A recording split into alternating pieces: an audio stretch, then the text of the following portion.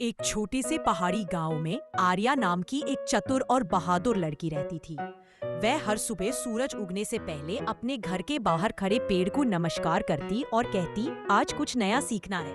आर्या के गांव में एक रहस्यमयी जंगल था, जहां जाने से लोग डरते थे, क्योंकि वहां एक चमकती हुई नीली रोशनी रात में दिखाई देती थी। गांव वाले कहते थे कि वह किसी जादुई आत्मा का घर है, लेकिन आर्या की जिज्ञासा उसे वहां खींचती थी।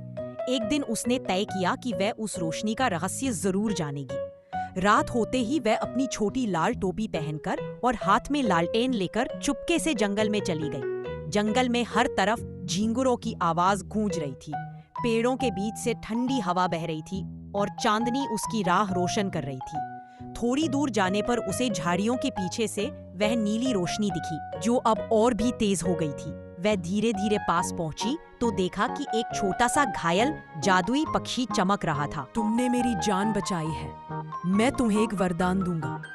आर्या हैरान होकर बोली, मुझे कोई वरदान नहीं चाहिए, बस तुम ठीक हो जाओ। पक्षी मुस्कुराया और बोला, फिर भी मैं तुम्हें प्रकृति की भाषा समझने की शक्ति देता हूँ। जब आर्या अपने खेतों में गई तो उसने सुना कि पौधे उससे बात कर रहे हैं। कोई पानी मांग रहा था, कोई धूप और कोई आराम।